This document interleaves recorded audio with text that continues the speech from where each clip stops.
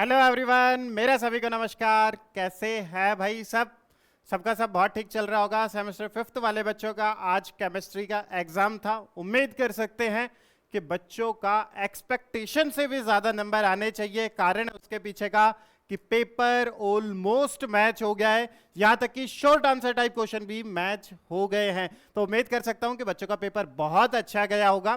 तो आज की वीडियो में अपन डिस्कस करते हैं कि कौन कौन सी यूनिट से कौन कौन से क्वेश्चंस डायरेक्टली आए थे, ताकि बाकी बच्चे भी इस बात को समझ सके कि ये पेपर सोल्व करने का और याद करने का कितना फायदा पहुंचा है। तो ठीक है, देखते हैं फटाफट से कौन कौन से क्वेश्चंस कहां से पूछे गए हैं। या आपने सारी चीजें क्लियर हो गई होगी कि हुक्स लॉ के बारे में पूछा है। यूनिट सेकंड में क्वेश्चन मेंशन्ड है। ठीक है, क्वेश्चन नंबर 6 आपका पूछा गया है। कोंगो रेड के बारे में पूछा गया है। स्टार्क आइंस्टीन लॉ के बारे में पूछा गया है। यानी कि ये आपके शॉर्ट क्वेश्चन की बात हो रही है बेटा, जो कि आपके एग्जाम में 10 क्वेश्चन आते हैं। 10 में से 5 से 6 क्वेश्चन डायरेक्टली मैच हो गए हैं, जो कि मैंने यहाँ डायरेक्टली मेंशन भी किए हैं कि कौन कौन से क्वेश्चन अपने गैस पेपर में ऑलरेडी मेंशन्ड थे। नील्स टेम्परेचर की अगर बात करें तो नील्स टेम्परेचर जो आपके क्वेश्चन पेपर में सेकंड नंबर क्वेश्चन है, वो भी यहाँ पे डायरेक्टली मैच हो गया है।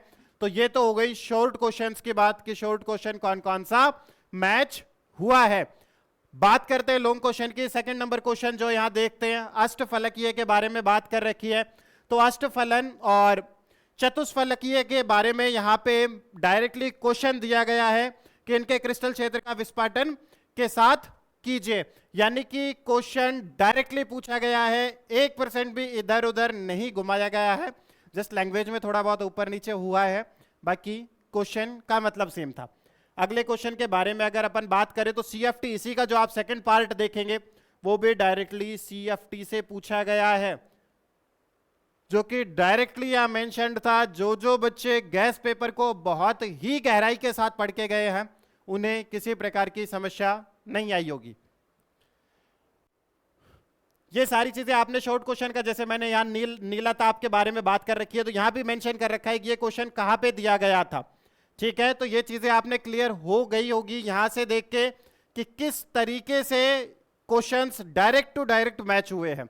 एक एक क्वेश्चंस में यहां आपने चेक करवा रहा हूं कि गैस पेपर अपना बना हुआ ये है, क्वेश्चन पेपर आपका आया हुआ ये है, और किस तरीके से डायरेक्ट क्वेश्चंस मैच हो रहे हैं। सेकंड यूनिट के बारे में अगर बात करें तो सेकंड यूनिट का पहले से ही क्वेश्चन मिलना शुरू हो गया था। ऑक्सोफॉर्म के बारे में बात करें आप, यहाँ बियर लेबान नियम के बारे में अगर अपन यहाँ बात करें, चक्रण विस्पाटन के बारे में अगर अपन बात करें, तो आप देख सकते हैं बच्चे किस तरीके से questions direct to direct match हो रहे हैं। समझ में तो आ ही रहा होगा कि टीचर की मेहनत रंग ला रही है बच्चा। हाँ, सारी चीजें क्लियर हो भी रही होगी कि हाँ वास्तव में टीचर मेहनत कर रहे हैं, जो कंटेंट आपको प्रोवाइड करा रहे हैं वो एकदम जेन्युइन, और जितना मेहनत के साथ क्वेश्चन सब्स्टिट्यूट आउट कर सकते थे टीचर, उतनी मेहनत करता है। ऐसे ही उठा के क्वेश्चंस नहीं देता है बेटा। कारण उसके पीछे का कि बच्चों की मेहनत जाया नहीं जानी चाहिए, और बच्चों के साथ 1% भी मजाक नहीं होना चाहिए, क्योंकि आपके भविष्य का सवाल है। क्वेश्चन एक भी इधर से उधर नहीं होना चाहिए। दूसरा, अच्छे नंबर आने चाहिए। समझ पा रहे हैं? यह बात सिर्फ क्वेश्चन दिखाने की और मैच करवाने की नहीं है। यह बात सिर्फ इतनी रहती है कि ज्यादा से ज्यादा बच्चे इस चीज का फायदा ले सके और अपने ये जो बैक वाला सिलसिला यूनिवर्सिटी से चल रहा है, इसे इस पिंजरे से बाहर निकल सके। जिस तरीके से बच्चे इसमें फंसते जा रहे हैं कि भाई बैक पे बैक लगी जा रही है, तो मैं आपने डायरेक्टली यहां मेंशन कर करके दिखा रहा हूं कि आपके क्वेश्चन पेपर में हमारे गैस पेपर से किस किस तरीके के क्वेश्चंस यहां पे डायरेक्टली मैच हो रहे थे। यूनिट 3 की अगर बात करें तो यूनिट 3 का जो क्वेश्चन था वो डायरेक्टली पूरा के पूरा ही मैच हो गया। यहां आप चेक करिएगा, यहां से आप सीधा चेक करिएगा, एक भी चीज ऐसी नहीं है जो मैच ना की हो।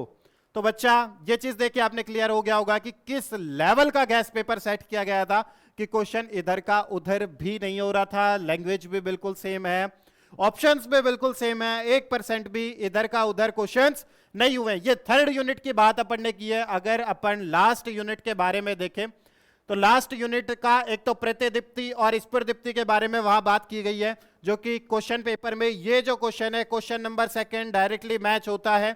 ठीक है, दूसरा इलेक्ट्रोड सेल के बारे में बात की गई है, जो कि क्वेश्चन पेपर में डायरेक्टली मेंशन किया गया है।